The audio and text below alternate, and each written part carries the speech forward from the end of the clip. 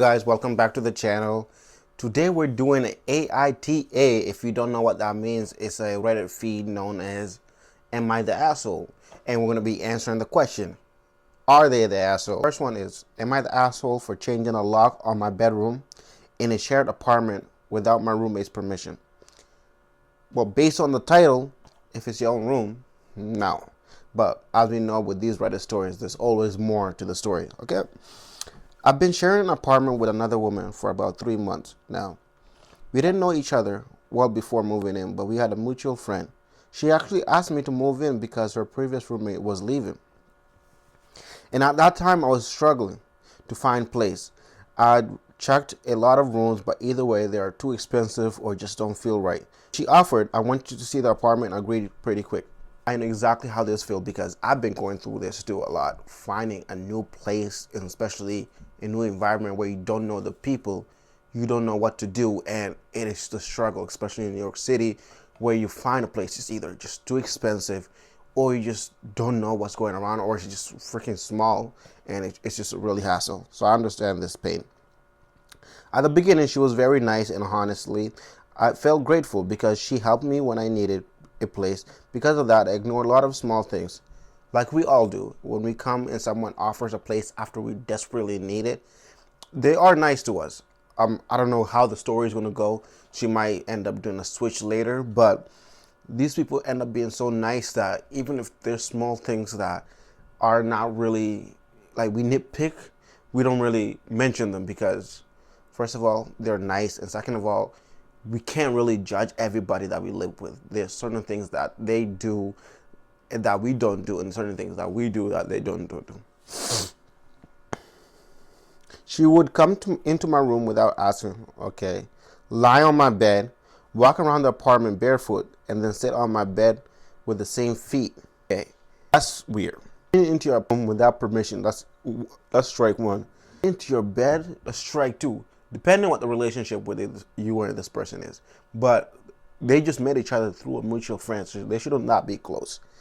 And walking barefoot, I'm from Africa. We usually take off our shoes, so the floor usually is clean. So walking barefoot isn't really that much of a crazy. Although I usually do have like slips I can for indoors. Also helped herself to my snacks and used my things. A couple of times I tried to say it lightly, like jokingly, that I can't sleep if someone sits on my bed. But she would just laugh it off and keep doing it. Okay, this person is going way too much, okay? Over time, it started bothering me more. I wasn't trying to fight, so I avoided being harsh, but I began to lock my room whenever I left the apartment. Locking my room whenever I left the apartment. She didn't say anything about it, but when I came back sometimes, I had this strong feeling that someone had been in my room. I finally asked her directly if she had a key to my room. She got defensive and said I was being paranoid and imagining things, so I dropped it. But if you put a lock, how does she have your keys? That's weird. A few weeks later, when she went out with her friends, I asked a friend of mine who does this kind of work to change the lock on my bedroom door. I just wanted to feel safe in my own space. A few days later, while I was at work, she started sending me angry messages saying I changed the lock without her permission, that I disrespected her, and that the building staff had questioned her about it. When I got home, she immediately started yelling, saying she never should have let me move in and that I had no right to make changes. Okay, this is weird. First of all, I asked you if you've been into my room after putting a lock on it.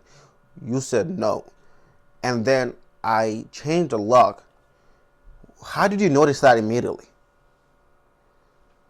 Like, how did you notice that my lock changed? And what is your obsession with my room in the first place? Don't you have your own room? Okay, this is just this is pissing me off. Like, it's common sense. Why do you need another person's room when you got your own room? Like, do you get it off from being someone else's bed? Okay, this is just weird. I told her calmly that it's my room and I changed the lock because I didn't feel safe. She then said she had talked to management and I have to move out. That didn't sit right with me. So the next day I went to the building office myself. The staff told me she already had complaints against her from previous roommates, including bullying and theft. Damn. Should have known this before coming here. They also confirmed I was allowed to change the lock on my private room and that I hadn't broken any rules. After that, I officially filed a complaint against her. The very next day, a notice was issued to her.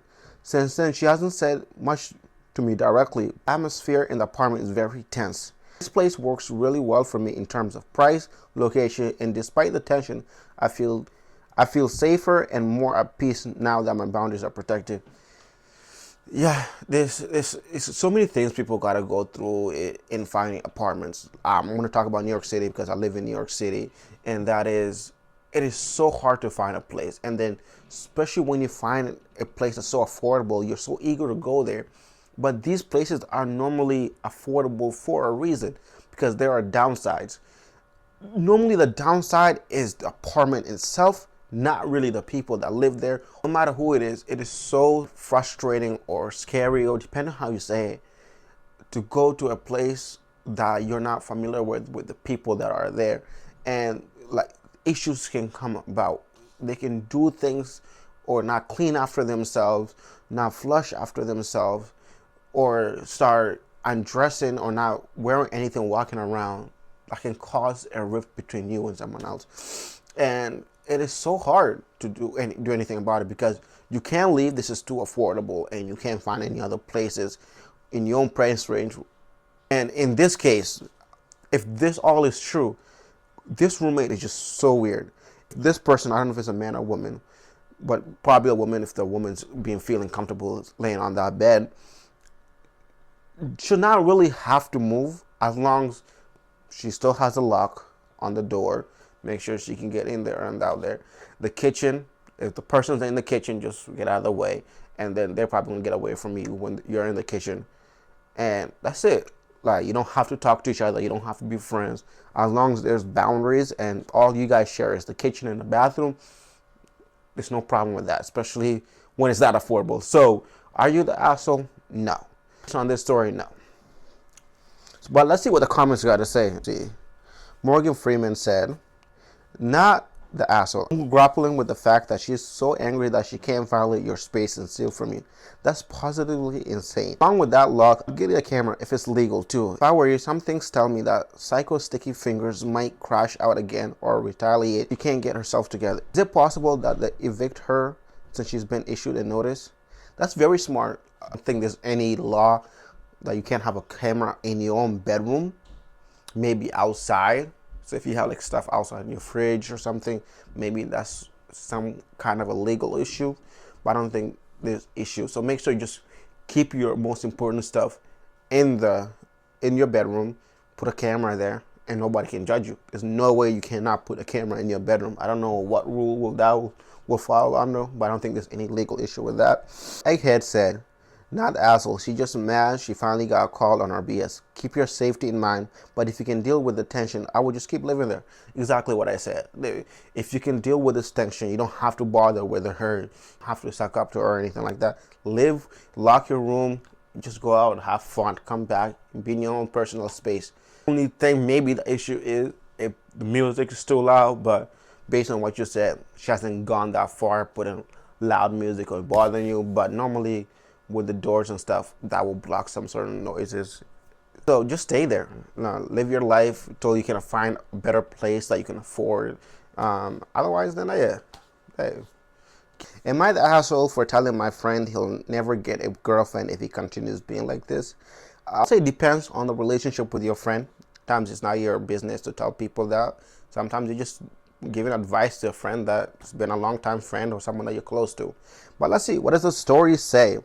My friend, a 20-year-old male, we'll call Alex. So what's up, Alex? Alex has never had a girlfriend before or even really been close to having one. Kind of the odd one out within the friend group since the rest of us either have at least had a relationship at some point in our life. He sometimes talked about wanting to get a girlfriend and how he doesn't understand why he seems to have no chance whilst others do all of that. Sometimes you just gotta look at it internally, Alex. Sometimes the issue is not really with the people. It is with us. I just don't see a way he'll ever get one if he continues certain behaviors. For example, we've invited him to a lot of parties over the years and he has refused every single invite because he thinks parties are degenerate. He's extremely Catholic. Okay. He doesn't talk to girls because he gets nervous around them. He doesn't try texting girls on Instagram because he thinks it's embarrassing. He barely leaves the house. If it weren't for college and hanging out with us once or twice a month, he'll be at home the entire time. My point is that he sometimes complains how he seemingly has no chance. The thing is, he hasn't even tried. Only the people that complain the most are the people that will not even try at all. I understand the nervousness because it seems he has never had a girlfriend in his life. Maybe he's just like that nervous will never go out there without you trying.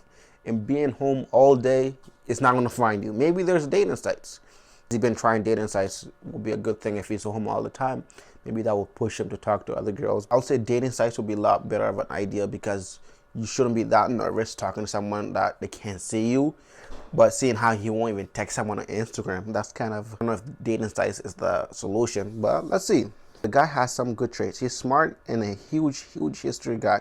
He reads a lot of books and he's clearly the most cultured man in our group. If he just hits the gym a bit more and actually tried, I don't really think he'll have problem getting girls. But he just seems to accept that it's virtually impossible. Now, since 2 years college and so far he's found no luck. But again, he hasn't really tried. He just complaining for no reason. But I think that's the plus when you have a certain thing that you're really good at, you're very knowledgeable, like history. That is one thing that, especially if there's a girl that's into history, loves, or someone that's not even into history, but they love someone with a passion that you can talk about forever. And it is so hard for someone to beat you at that knowledge or at that skill because you've been practicing or studying so long. And that comes as a plus because they can take you out and talk about this and you can show off to anybody. Does have what other people would want. And it seems he's not bit fit. The friend said just a little workout would help him out. And maybe that's not even needed because it seems that he's really good looking. He just, how do I say this? His aura or the way he comes out is just so internal. He's not bringing that out a little bit. Maybe that's the result of being an introvert, but introvert also can express themselves. Today we were playing some CSGO. What does that CSGO stand for? And after that, we got into one of those deep night talks. At some point, Alex brought up how fucked up the dating market was. All of that, and I told him that he can complain all he wants about man, woman, society, and how we need to go back into Christian values, as he says. But if he continues being like this, then he'll never get a girlfriend. He clearly didn't like it, and he just went very silent for the rest of the night. Very embarrassed, or just doesn't like being denied to, or like being wrong. Another friend who was in the call told me that Alex had told him that it hurt him deeply that I said that, and that I actually said to him that he'll never, under any scenario, he'll get a girlfriend, which isn't true. Maybe I didn't word it correctly. Personally, I'm not going to say anything to him until he tells me something because I feel like it's a bit low that he tells somebody else and he feels hurt about my words but doesn't tell me about it. Although I guess that if he keeps feeling bad about it, I'll have to talk it out with him. But am I the asshole here? Sure, it's harsh, but it's the truth. Complaining won't get him anywhere if he keeps behaving like that. Being truthful does not mean it is right. That doesn't mean you should always be truthful. The truth is hard to hear. Not everybody can take it. Sometimes you gotta know your friends. There's a reason why you're friends, so you should know, is this a person that will be able to take those no's lightly? It is so hard, like you, especially if you love that person, whether that be a friend or anything else, to see them go down this route and not be able to themselves when they have so much potential, and you want to do anything like to make them better versions of themselves in the best way possible that they can, see if they can exceed what they feel like, and it's hard. So there's no really right or correct answer of if you should tell them or not. The most you can hope for is for the best, actually, and whether they will be able to take that news. Seems Alex shouldn't have really gone out of his way and talked to someone else when you guys are friends. You guys are close enough, and I hope you guys are close enough that he can talk to you if he has issues with what you say. Although there are certain people which I find so weird that they give you the silent treatment when they're mad at you. It's like, if you're giving me the silent treatment, you're not punishing me. We're just not talking. If we're not talking, it's okay. But if we were friends, if we're close enough, just tell me if I did something wrong to you. And that's why you're here, and that's why I'm here. And what's so wrong with that? but not a lot of people can do that. But let's see what the comments say. Super Active said, nah, he's so religious, he won't go to parties. His best option for finding a girlfriend is his church. I thought churches had events for younger congregations. Anywhere else, the girls probably aren't suitable for him. So I think he's teetering. I think I should have also mentioned this. He's teetering between religious and non-religious activities, I guess. He's religious to a certain point, but he does not want to let go of that dating, which is really non-religious. It's something he has to decide on for himself. Thank you so much again. Let me know, what do you think? Are they the asshole? Are they not? Like, subscribe, and leave a comment. Let me know. Thank you.